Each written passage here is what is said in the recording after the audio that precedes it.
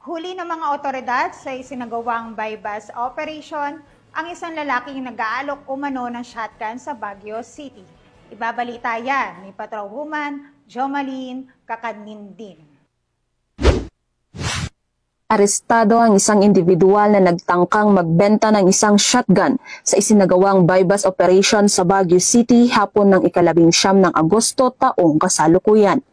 Batay sa ulat, nakatanggap ng impormasyon ang CIDG Regional Field Unit 14 hinggil sa isang lalaki na nag-aalok umano ng shotgun para ibenta.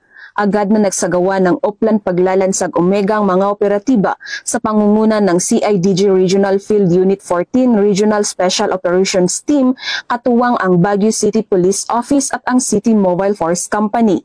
Ang operasyon ay nagresulta sa pagkaaresto ng nasabing individual at pagkakumpiska ng isang shotgun na may serial number, 78 piraso ng 500 peso bill na budol money at iba pang mga ebidensya. Isinagawa ang pag-imbentaryo sa mga nakumpiskang ebidensya sa mismong lugar at harap ng arestado na nasaksihan ng mga kinatawan ng lokal na pamahalaan ng Baguio City at iba pang mga saksi. Matapos basahan ng kanyang mga karapatan sa salitang kanyang naiintindihan, dinala ang arestado at mga nakumpiskang ebidensya sa tanggapan ng pulisya para sa tamang dokumentasyon at wastong disposisyon.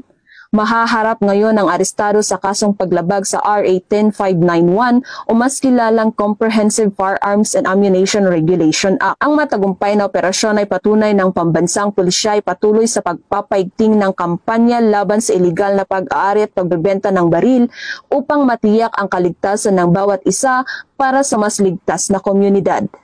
Mula dito sa rehiyon ng Cordillera, ako ang iyong PNN correspondent, Patrolwoman Jomaline Kakadnindin, alagad ng batas, tagataguyod ng Balitang Pulis.